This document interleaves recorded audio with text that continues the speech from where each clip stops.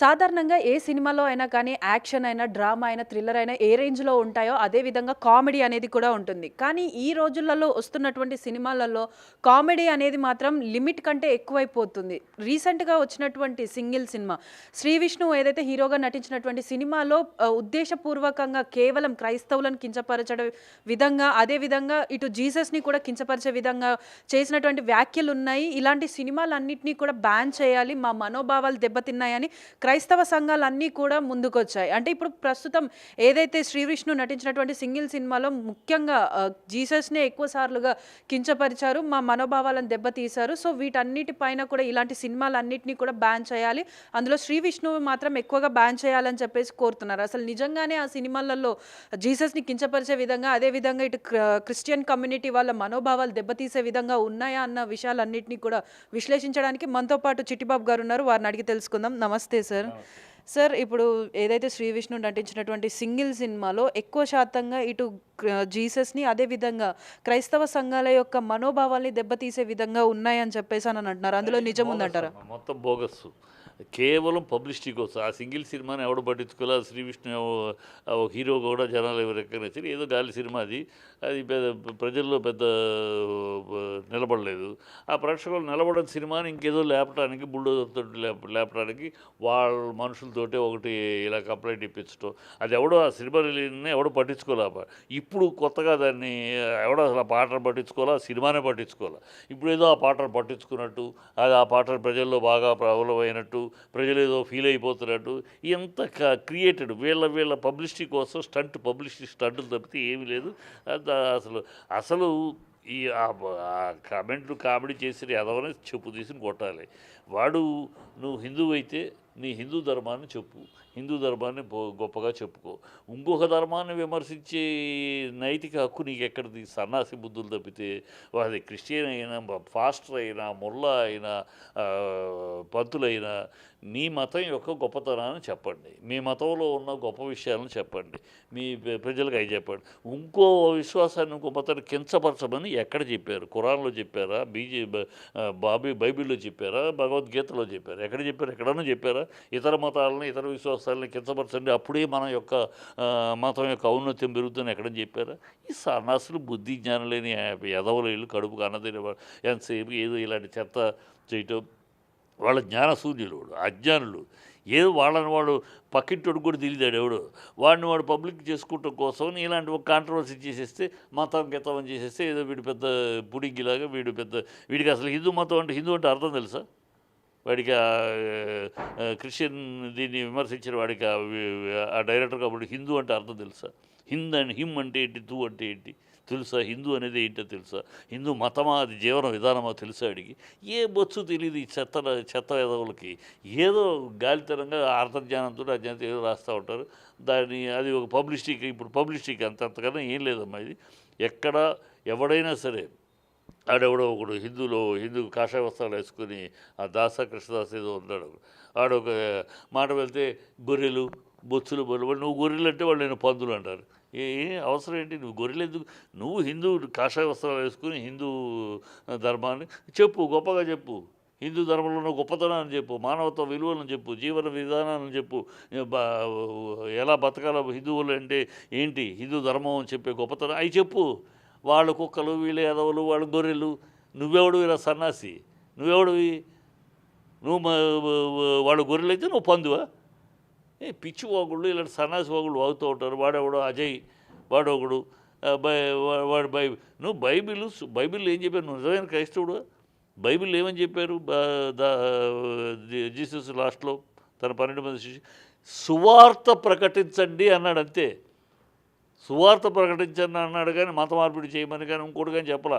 నా సువార్త ప్రకటించండి, నేను అది దాని ఫలితం నేను చూసుకుంటాను అన్నట్టు సువార్తను ప్రకటించాలి. అదే మీ పని. మీరు దేవుని సువార్తను ప్రకటించడమే మీ పని. అంతేగాని అది ఎక్కడ ఒక చోట శిష్యులు వచ్చి వీడు అడ్డుకుంటారు, కొంతమందిని అడ్డుకుంటే వాడు వచ్చి జీసస్ దగ్గర అడ్డుకుని ఏంటనంటే, జీసస్ అడ్డుకున్నారు ఎందుకనంటే వాళ్ళు మనవాళ్ళు కాదండి అంటారు. అప్పుడు జీసస్ ఏమన్నాడు? మనవాడు కాలేకపోయినా సరే వాడు నన్ను విశ్వసించకపోయినా సరే మనకు దూషించినంత వరకు మనవాడే, దూషించినంత వరకు నా మనుషులే, నా జనులే వాళ్ళు అని అంటాడు. మరి బైబిల్లో అలాంటి వార్తలు చదివిన మీకు బుద్ధి జ్ఞానం ఉందా? ఎదుటి మతాలని, ఎదుటి విశ్వాసాలని, నీ మతంలో దాని విశ్వాసాలని కించపరిచి మాట్లాడు ఇలా చెప్పు తీసుకుని కొట్టాలి. నడ్డి రోడ్డు మీద ఈ మతాల మీద ఇతర మతాలని, ఇతర విశ్వాసాలని తప్పు చేసి మాట్లాడే వీళ్ళని ఏ మతం వాడినా నడ్డి రోడ్డు మీద బట్టలు ఉడిది చెప్పు తెగేదా కొట్టాలి. అప్పుడు కానీ ఇలాంటి దౌర్భాగ్యం వల్ల సమాజం అనవసర వాళ్ళలు వీడికి ఏమీ తెలియదు. ఆ వాగే ఎదవులకి ఏమీ తెలియదు. బైబిల్ తెలియదు, ఖురాన్ తెలీదు, భగవద్గీతలు తెలియవు, రామాయణ భాగవతాలు ఏమీ తెలియవు. ఊనే పిచ్చి వాగుడు, పిచ్చి కోతలు, వీధి కుక్క పిచ్చి కుక్క మురిగినట్టు మురుగుతూ ఉంటారు. ఇలా నిజంగా చెప్పు తీసి తనాలి, ఒక్కొక్క నడి రోడ్లో నిలబెట్టి తనాలి. మరొక్కసారి ఇంకో మతం గురించి మాట్లాడద్దు. నీ మతం గురించి నువ్వు మాట్లాడు, నీ విశ్వాసాన్ని గురించి చెప్పుకో అంతే. ఇతర విశ్వాసాల గురించి కించపరిచి మాట్లాడద్దు. నువ్వెవడివి? నీ అంత జ్ఞానివి కాదు, అంత విజ్ఞానివి కాదు, అంత విషయ పరిజ్ఞానం ఉన్నవాడివి కాదు. ఆఫ్టర్ ఆల్ కోన్కేసే గొట్టం గడివి. నీకేం నాలెడ్జ్ ఉందో నువ్వు ఇతర విశ్వాసాల గురించి మాట్లాడుతావు? నీకేం తెలుసని ఊరేదో నోటికి వచ్చింది మాట్లాడటం. ఒకడేమో రాముడు పాయసానికి పుట్టాడు అంటే, వీడేమో జీసస్ అసలు ఎవరికి పుట్టారో తెలీదు, మొగుడు లేకుండా బిడ్డనగా ఉంది. ఇవన్నీ దాని యొక్క అంతర్ధానం ఏంటి? పాయసం రాముడు పుట్టడానికి ఒక వెనకాల ఉన్న కథ ఏంటి? దాన్ని ఎందుకు అలా చెప్పారు? ఎందుకు అలా వచ్చింది? అది ఏమన్నా తెలుసా అయితే వీళ్ళకి? అంతర్లీనంగా ఉన్న దాని భావం ఏంటో తెలుసా? అలాగే జీసస్ మేరీ కడుపున ఎందుకు పుట్టాడు? ఎలా, ఏ కారణం చేత కన్యక జన్మనిచ్చింది ఎందుకు తెలుసా? ఊనే పైపైకి కన్యక మొగుడు లేకుండా పుట్టాడు పాయసాన్ని పుట్టి పిచ్చదోలు, హాఫ్ నాలెడ్జ్ సెన్స్లెస్ ఫెలోస్. ఒక్కొక్క వాక్యములో ఈవెన్ ఖురాన్ అయినా బైబిల్ అయినా అట్లో అయితే వాళ్ళ యొక్క ఒక్కొక్క విషయం, ఒక్కొక్క మ్యాటర్కి ఒక్కొక్క నిర్దిష్టమైన అంశం ఉంటుంది. అది స్టడీ చేయాలి. అది నువ్వెవడివి? హాఫ్ నాలెడ్జ్ ఫెలో, దేనికి తేడా తెలియని సన్నాసులు మీరు. సన్నలు ఏదో ఒకటి నోటికి వచ్చింది వాగేయటం, నిలబెట్టి కూర్చోబెడితే ఏంటని చెప్పరాదని అంటే ఒక్క నోరు మెదపలేరు. ఈ సన్నాసులలో ఈ దౌర్భాగ్యం ఇది. ఈ సన్నాసుల ముందు వాడేమన్నాడు వీడేమన్నాడు, అసలు ఈ ఇతర మతాలని, ఇతర విశ్వాసాల గురించి కించపరిచి మాట్లాడి ఎవడినైనా, వాడు హిందూ అయినా, క్రిస్టియన్, ముస్లిం ఎవడైనా సరే, హిందువులకి ఏం రైట్ లేదు. హిందువులు మాత్రం ఇతర క్రిస్టియన్స్ గొర్రెలని ఇంకోటని వాడు వాగచ్చు అని ఎవడైనా సరే. వాడు నువ్వెవడు వాగటానికి? నువ్వెవడివి క్రిస్టియన్స్ గొర్రెలు అంటానికి? కనుక ఎవ్వరు అది క్రిస్టియన్ అయినా, ముస్లిం అయినా, హిందూ అయినా ఎవరు వాళ్ళ మతాన్ని, మీ మతాన్ని, మీ జీవన విధానం హిందూ మతమా? వాడికి ఏమైనా తెలుసా సన్నాసికి? హిందూ మతమే కాదు జీవన విధానం అది హైకోర్టు చెప్పి, సుప్రీంకోర్టు చెప్పింది, స్పష్టంగా చెప్పింది జీవన విధానం. ఇట్స్ నాట్ ఎ మతం. మేము హిందూ మత పరిరక్షణ అంటారు. అక్కడే తప్పు. అసలు నాలెడ్జ్ అంతే అర్థమైంది. హిందూ మత పరిరక్షణ అంటంలోనే మీకు హిందూ అంటే తెలీదు, హిందూ అంటే అర్థం తెలీదు. హిందూ మతం అనేది కాదు, అది హిందూ జీవన విధానం అని తెలీదు. జీవన విధానం అంటే ఇక్కడ భారతదేశంలో పుట్టిన హిమాలయ పర్వతాల నుంచి ఆ పైనుంచి కింద దాకా బతికే ప్రతివాడు హిందువే. జీవన విధానం ఆ జాగ్రఫీలో పుట్టిన ప్రతివాడు హిందువే. మతం కాదు అది. హిందూ జీవన విధానంలో బతికేవాడు అదే హిందూ. హిందూ అంటే అది జీవన విధానం. అవి కూడా తెలియదు వీళ్ళకి. ఊనే ఏదో పిచ్చివాగుడు వాగటం తప్పితే హిందూ అంటే జంజి వేసుకోవాలి. ఇక్కడ హిందువుల్లో ఉంది. ఇప్పుడు మత మార్పిళ్ళు జరుగుతున్నాయి.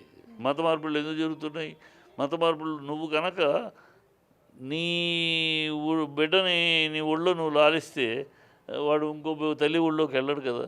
నీలో హిందువుల్లో బ్రాహ్మణ హిందువులు, దళిత హిందువులు, నాన్ బ్రాహ్మణ హిందువులు, ఎంతమంది వర్గాలు, ఎన్ని గ్రూపులే మీరు ఇప్పటికీ బ్రాహ్మణ హిందువులు అంటారు. దళితుల్లో కూర్చొని భోంచేస్తారా? చేయరు. దళితుల్లో కూర్చొని బుధమే చేయేస్తారా? వేయరు. దళితులు పక్కన కూర్చోటానికి అశుద్ధము ఇప్పటికీ ఉన్నాయి. అందరూ ఇప్పటికీ కొంతమంది ఇంకా ఆ డిస్టెన్స్. మీరేమో బుధమే చెయ్యరు సాటి మానవుడిని, వాడిని దళితుడు గాను ఇంకోడు గాను చూస్తారు. మరి వాడి బుధమే చెయ్యేసి వాడి దగ్గరికి వెళ్ళక ఏం చేస్తాడు? సో ఈ మిమ్మల్ని మీరు కరెక్ట్ చేసుకోవాలి. మన నుంచి మన బిడ్డలు మనకు దూరం అవుతున్నారని ఎందుకు దూరం అవుతున్నారు? ఇక్కడ మన బిడ్డలు మనం ఈ ఆదరణ ఇవ్వకపోబట్టి కదా వాడు ఇంకో ఆదరణ దొరికి చోటుకి వెళ్తున్నాడు. సో మనం దాన్ని కరెక్ట్ చేసుకోవాలి. జ్ఞానం మీకు కావాలి. అలాగే క్రిస్టియన్స్ ఏం భగవంతుడు జీసస్ ఏం చెప్పాడు? వెళ్ళండి, డబ్బులు ఇవ్వండి, అవి ఇవ్వండి, మతాలు మార్చమని చెప్పాడా? ఎక్కడన్నా బైబిల్లో అలా చెప్పాడా? ఎక్కడ చెప్పాడు? నా వాళ్ళని నేను ఎత్తుక్కుంటాను అన్నాడు ఆయన. నా జనులు నాకు తెలుసు, నా జనులు నేను తీసుకుంటాను.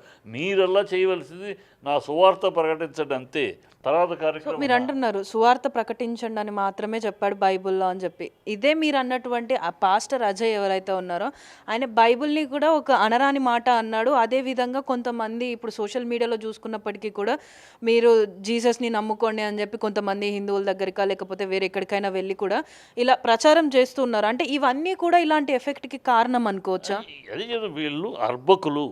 అబ్బా అమ్మ వద్దు వద్దంటే అర్ధరాత్రి అమావాస్య నాడు పుట్టిన అర్భక జాతి ఇది. వీళ్ళు వీళ్ళు వీళ్ళు వీళ్ళ మతానికి ద్రోహులు తప్పితే వాళ్ళ మతానికి వాళ్ళు ద్రోహులు తప్పితే ఆ మతానికి ఏమాత్రం ప్రయోజనం లేని సన్నాసులు వీళ్ళు. గాలివాగుళ్ళు అవుతారు తప్పితే వీళ్ళకి ఏమీ తెలియదు. బైబిల్ పట్టుకుని చదివేవాడికి బైబిల్ యొక్క పవిత్రత ఏంటి, గాస్పెల్ వర్డ్ అని ఎందుకన్నారు బైబిల్ని?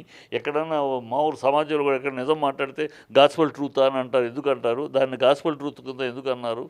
దాని యొక్క ఇది ఏమి తెలియదు వీళ్ళకి. ఊనే బైబిలు సిలువ అని తప్పితే బైబిల్ యొక్క విలువ ఏంటి, బైబిల్లో ఉన్న పరమ సత్యాలు ఏంటి, అలా గీతోపదేశంలో ఉన్న గొప్పతనం ఏంటి, ఖురాన్లో ఉన్న మంచి విశేషాలు ఏంటి, ఇది తెలియ వీళ్ళకి. అవి అంత డెప్త్ ఆఫ్ ఇది లేదు. పైకి వీడు జెండా ఎగరేసుకుంటారు. వీడి పేరు హిందువుల కోసం పరిరక్షణ కోసం పోరాడుతున్న యదవోకడు అజయ్. ఎవడో అజయ్ సన్నాసి గన్నా ఎవడో నీకు తెలుసు మొన్నగా? ఇప్పుడు తెలుసు. అలాగే ఒక సంవత్సరం క్రితం వరకు ఆడున్నాడు కదా, గొర్రెలు అంటూ ఉంటాడు కాషాయ వస్త్రాలు వేసుకుని. మనోహర్ ఎవరు తెలుసా వాడికి? సంవత్సరం క్రితం వరకు ఈ క్రిస్టియన్స్ తిట్టడం మొదలెట్టిన కాడ నుంచి వాడికి ఒక వర్గం. ఒకళ్ళని తిట్టడం ద్వారా నువ్వు గొప్ప ఏమిటయ్యా? ఒకళ్ళని కించపరచడం ద్వారా నీ మతం గొప్పది, నీ విశ్వాసం గొప్పది అంటాడు బుద్ధి లేని సన్నాసులు. నీ మతంలో ఉన్న గొప్పతనాన్ని, నీ విశ్వాసంలో ఉన్న గొప్పతనాన్ని చెప్పు. ఒకళ్ళు కించపరచడం వాళ్ళు ఎదవా కనుక నేను గొప్పడ్డా, వాళ్ళు ఎదవలు నేను గొప్ప, అందువల్ల నేను గొప్పని అవుతాను. ఈ సన్నాసులు ఇలాంటి వాళ్ళంతా దరిద్రుల వల్ల సమాజంలో ఇలాంటి అనవసరపు ఇవి వస్తూ ఉంటాయి. ఇలాంటి వాళ్ళంతా నడువుల్లో చెప్పు తీసి కొట్టాలి. మనం ఏమన్నా కొట్టారు కర్రీ అతను ఒకడు నాస్తికుడు హిందూ దేవుని తిరుగుతూ ఉంటాడు. వాడు నడిపి కొడితే చేతులు ఎత్తేసి దండం పెట్టి కాళ్ళు పట్టుకుని నేను మళ్ళీ మా దేవుళ్ళని గురించి తిట్టడం ఎందుకు? తిట్టడం ఎందుకు? కొట్టించుకోవడం ఎందుకు? మళ్ళీ క్షమాపణ చెప్పలేదు. నువ్వు దేవుళ్ళని తిట్టడం ద్వారా ఏమి సాధిస్తున్నావు? ఎవరు మనోభావాలు దెబ్బతీయటం వల్ల నీకు వచ్చే గొప్పదని, నీ మేధస్సు గొప్పది అనుకుంటారా? తిట్టడం గొప్పతనం కాదమ్మా. ఒకళ్ళని విమర్శించడం గొప్ప కాదు. అది మేధాశక్తి అన్నారు. ఈ మొండమొబ్బులు తెలుసుకోవాల్సింది అది. ఒకళ్ళని గొర్రెలు అంటాము, ఒకళ్ళని ఇది అంటాము, తద్వారా వాళ్ళు ఏదో మేధావులు అవుతారు, వాళ్ళు పరిరక్షకులు అవుతారు అంటే వాళ్ళ కర్మ భ్రమ. వాళ్ళు భక్షకులే. ఆ జీవన విధానానికి, హిందూ జీవన విధానానికి, ఆ క్రైస్తవ బోధలకి, అల్లా దీనికి ద్రోహం చేసేవాళ్ళు అవుతారు.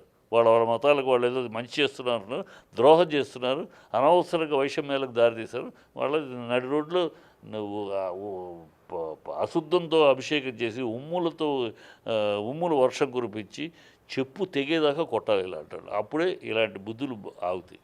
సో అంటే ఇప్పుడు మనం జనరల్గా సోషల్ మీడియాలో చూసుకున్నా కానీ ఎక్కడ చూసినా కానీ క్రైస్తవులు అని అంటే మేము నడక లేని వాళ్ళకి నడిపిస్తాము, గుండె జబ్బులు ఉన్న వాళ్ళకి క్యూర్ చేస్తాము, రీసెంట్గా కొత్తగా ఏంటంటే జాబులు కూడా మేము ఇప్పిస్తాము, మీరు అక్కడ అంటే ఏదో అక్కడ స్టేజ్లో ప్రేయర్కి కూర్చున్నప్పుడు లేకపోతే మీటింగ్లో కూర్చున్నప్పుడు పలానా కలర్ డ్రెస్ వేసుకున్న అమ్మాయికి పలానా కలర్ డ్రెస్ వేసుకున్న అబ్బాయికి మీకు జీసస్ జాబ్ ఇచ్చేస్తున్నాడు అని ఇలా అంటే టాలెంట్ మీద లేకున్నా కానీ జాబ్స్ వస్తున్నాయని ఇలా ఒక క్రిస్టియన్స్ మీద అనొద్దమ్మా. అది అందరూ చేస్తున్నారు.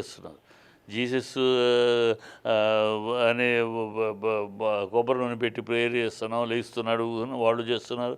అలాగే తాయెత్తు కట్టేసి పరిగెడుతున్నారు, బెడ్రూమ్ డెత్ బెడ్ నుంచి లేచేసారని ముస్లిమ్స్ చేస్తున్నారు దర్గాల్లో. అలాగే హిందువులు స్వాములు ఎన్నో చేస్తున్నారు.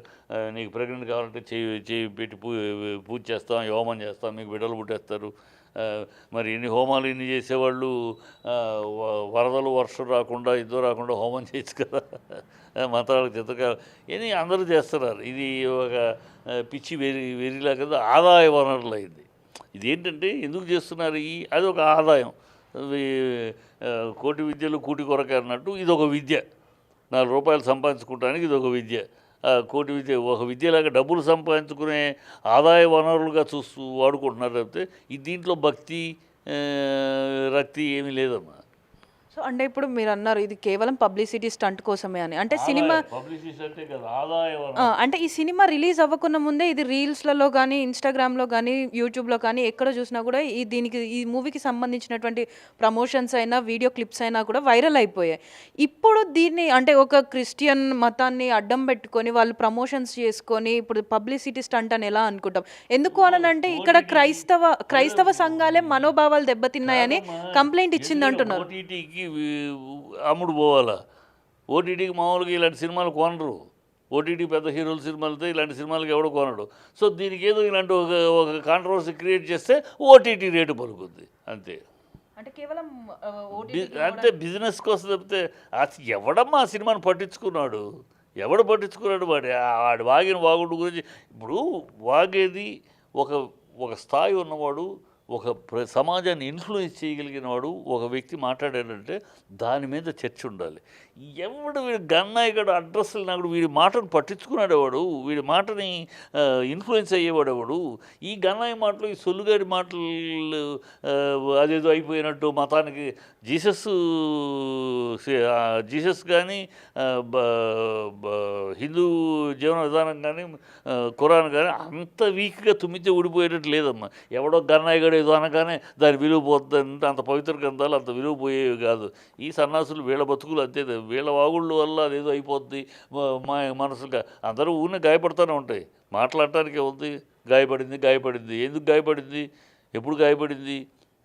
ఇప్పుడు ఆ సినిమా రిలీజ్ అయ్యి ఎందుకు పనికి రాకుండా జనాలు ఏం పట్టించుకోకపోతే ఇప్పుడు దాన్ని ఓటీటీలోకి లిఫ్ట్ చేయడం కోసం గాయపడిందా? ఇవన్నీ డ్రామాలు, ఇవన్నీ వాళ్ళ సినిమా బిజినెస్ ప్రమోషన్ కోసం చేసే డ్రామాలు తప్పితే నథింగ్. ఎవడు మనసు గాయపడటం కాదు, ఇంకోటి కాదు. ఎవడు ఆ గాయపడిన వాడిని రమ్మని చెప్తారు. ఎక్కడ గాయపడ్డాడు, ఎందుకు గాయపడ్డాడు? వీడు తీసిన వాడిని ఏ ఉద్దేశం తీశాడు నీకేం తెలుసు? అసలు జీసస్ గురించి కమెంట్ చేశారు. జీసస్ గురించి నీకేం తెలుసు అడుగుతాను, చెప్పమానండి. జీసస్ అంటే ఏంటి అసలు? జీసస్ గురించి నీకేం తెలుసు? ఏం తెలిసి మాట్లాడుతున్నావు నువ్వు? అసలు జీసస్కి క్రిస్టియన్స్కి ముస్లిమ్స్కి ఉన్న బంధం ఏంటి? వాళ్ళిద్దరి మధ్య విరోధం ఏంటి? ఏమిటి నీకేం తెలుసు? హాగరు సంతానం ఎవరు? సారా సంతానం ఎవరు? అబ్రహాము ఇబ్రాహీము రెండు ఒకటి. వాళ్ళకి అబ్రహాం అంటారు, వీళ్ళకి ఇబ్రాహీం. ఏంటిది ఈ కథా కమామిషి ఏంటి? ఏమన్నా తెలుసా సన్నాసులకి? రమణని మాట్లాడదాం, రమణ పిలవండి. ఏంటి అసలు నీకేం తెలుసు హిందూ క్రిస్టియానిటీ గురించి నువ్వు మాట్లాడటానికి? నీకేం తెలుసు హిందువుల గురించి మాట్లాడటానికి? హాఫ్ నాలెడ్జ్ అర్బకప్ నాలెడ్జ్ తోటి పెట్టుకుని ఏదో వాగేయటం.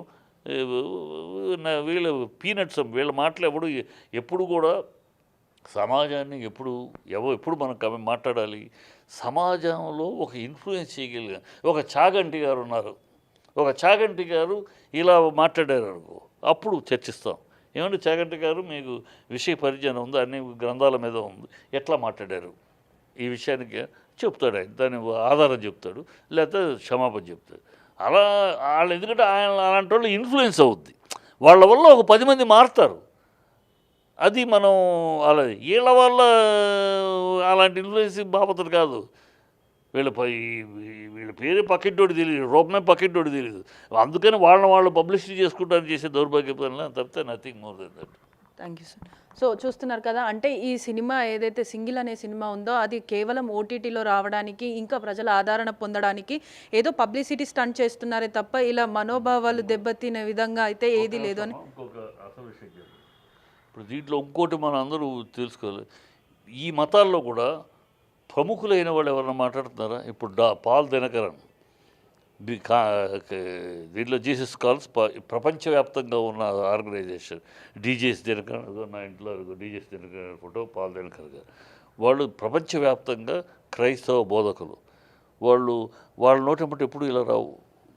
వాళ్ళ నోటెంబటి ఎప్పుడు ఆయన కానీ ఈవెన్ ఈయనున్నాడు కదా కలవరి, వాళ్ళు ఎప్పుడన్నా ఇతర మతాల గురించి మాట్లాడటం విన్నారు ఎప్పుడు? కేవలం బైబిల్లో వాక్యం దేవుని సందేశమే చెప్తారు. దాన్ని సమాజానికి అన్వయించి ఇలా ఉండాలని చెప్తారు. అది పెద్ద వాళ్ళు, ఎందుకంటే వాళ్ళ ఇన్ఫ్లుయెన్స్, వాళ్ళ దగ్గరకు వేలాది మంది వస్తూ ఉంటారు. ఇప్పుడు ఒక మీటింగ్ పెడితే పాల్ దినకరన్ మీటింగ్ పెడితే లక్షల మంది వస్తారు. సో ఆ లక్షల మందిలో ఇన్ఫ్లుయెన్స్ అయ్యే అవకాశం ఉంది. అందుకని వాళ్ళు బాధ్యతగా మాట్లాడతారు. వాళ్ళ దేవుని గురించి చెప్తారు, వాళ్ళ దేవుని వాక్యాన్ని గురించి చెప్తారు. అలాగే చాగంటి గారు కానీ ఇంకోళ్ళు కానీ హిందువులు వాళ్ళ మన దీని గురించి చెప్తారు, మన శాస్త్రాలు, మన వాటి గురించి, వాటి అవినీతి గురించి చెప్తారు. అంతేగాని ఇతర మతాల గురించి వాళ్ళు చెప్పరు. ఈ అర్భకులే ఇలాంటి పనులు చేసేది. విషయం ఉన్నవాళ్ళు, 10 మందికి విషయ పరిజ్ఞానం ఉన్నవాళ్ళు చాలా గౌరవంగా ఏమి చెప్పాలో చెప్తారు. ఒకవేళ ఉందనుకో, బైబిల్లో కూడా తప్పు ఉందనుకో, దాన్ని కూడా విశ్లేషించి కరెక్ట్గా చెప్తారు. ఇక్కడ బైబిల్లో చెప్పారు కానీ అదే బైబిల్లో మరి ఇలా ఉంది, దీనికి అర్థం ఏంటి అని కూడా అలా కొన్ని సందర్భాలు చర్చ. అది విమర్శ కాదు. అది విమర్శ కాకుండా దానికి జ్ఞాన సంపద కోసం చేసే చర్చ. అలాంటివి చెప్తే వాళ్ళు ఎప్పుడు ఇతర మత విశ్వాసాలు కించపరిచి, అవమానపరిచి వీళ్ళలాగా చిల్లరతనంగా చేయరు. నాకు చాలామంది పరిచయం ఉన్నారు. క్రిస్టియన్స్లో పెద్ద పెద్ద నాయకులు, లీడర్స్ పరిచయం ఉన్నారు. హిందువుల్లో చాలామంది పరిచయం ఉన్నారు. ముస్లిమ్స్ కూడా మొల్లాలు చాలామంది నాకు బాగా తెలుసు. ఫోటోలు కూడా ఉంటాయి నా టేబుల్ మీద. అందరితో ఆ స్థాయి వాళ్ళు వేరు. ఆ స్థాయి వాళ్ళు ఏమి చెప్పాలో అది చెప్తారు. వాళ్ళ దేవుని గురించి, వాళ్ళ విశ్వాసాల గురించి, వాళ్ళ ఘనతను గురించి, వాళ్ళ గొప్పతనం గురించి చెప్తారు. అది స్వీకరించే వాళ్ళు స్వీకరిస్తారు, లేదంటే లేదు. అందుకని వాళ్ళు ఇతర మతాలకు కించపరిచి మాట్లాడరు. వాళ్ళ మతాల గురించి చెప్తారు. అది బైబిల్లో అదే చెప్పాను. మీరు చెప్పండి, మీ తర్వాత కార్యక్రమం నాది, మీకు సంబంధం లేదు. సువార్త ప్రకటించే వరకే. తర్వాత నా జనులను నేను తీసుకునే బాధ్యత నాది. ఆయన చూసుకుంటాడు. మిమ్మల్ని ఎవరు ఆయన చెప్పలా. అలాగే హిందూ మతం బోధనే. హిందూ మతం కాదు, హిందూ జీవన విధానం. అది వ్యాస్ట్ సముద్రం. హిందూ జీవన విధానం అనేది ఒక సముద్రం అంతటి. దాంట్లో ఈ మొండమొబ్బులు వీళ్ళెవరమ్మా? దాంట్లో మహామహా పండితులే ఇంకా మునుగుతూ తేలలేకపోతున్నారు. ఇంకా దాన్ని ఇంకా ఆ లోతుకి అధ్యయనం చేయలేకపోతున్నారు. మహామహా అది అంత 5,000 సంవత్సరాల క్రితం ఉంది. అది మన సనాతన ధర్మం, మన హిందువులది. సో దానికి ఇప్పటికీ రకరకాల మార్పులు చెప్పి ఈ 2,000 సంవత్సరాలు ముస్లింది ఇది. సో వాళ్ళ ఇది వేరు, వాళ్ళది ఒక రకంలో వాళ్ళది ఉంటుంది. దేనికి ఉంటే నీతి, దేనికి ఉంటే స్థాయి దానికి ఉంటుంది. అలా వెళ్ళిపోవాలి. ఈ మొండమొబ్బులు, చందాల పెదవులు, అర్భకులు, అర్ధజ్ఞానులు, అసహ్యమైన జీవితాలు గడిపే బాపతులు, ఆ ఎంగిలి మెతుకుల కోసం ఇలాంటివో చేసి దాని మీద వచ్చే వ్యూవర్షిప్లో వచ్చే ఎంగిలి మెతుకుల కోసం కుక్షింబర పరాయణత నీచ నికృష్ట భ్రష్టులు వీళ్ళ వల్ల ఏమీ ప్రయోజనం లేదు. ఇంకా వీళ్ళ అలాంటి వాళ్ళ వల్ల నష్టం. అందుకని నేను పెద్దవాళ్ళు చాలామంది చూశాను. నేను వాళ్ళు ఎవరు మాట్లాడరు. ఇలాంటి ఈ కుక్షింబర పరాయణతలే మాట్లాడతారు. సో అంటే ఏదైతే ఇప్పుడు సింగిల్ సినిమా పైన వస్తున్నటువంటి విమర్శలు ఏవైతే ఉన్నాయో అవన్నీ కూడా కంప్లీట్లీ పబ్లిసిటీ స్టంట్ తప్ప ఇంకేం లేదు. అంటే ఎవరు కూడా ఏ ఒక్క మతాన్ని కించపరచాలి, పరాయ మతాన్ని గురించి చెడుగా మాట్లాడాలని చెప్పేసి ఎక్కడా కూడా లేదు. ఎవరు పాటించేటువంటి జీవన విధానం వారిది. ప్రతి ఒక్కరి మతాన్ని కానీ కులాన్ని కానీ మనం రెస్పెక్ట్ ఇవ్వాలి. అదేవిధంగా అందరం కూడా కలిసే ఉండాలి అని చెప్పేసి అయితే చిట్టిబాబు గారు చెప్తున్నారు. For more videos like this, subscribe Big TV channel.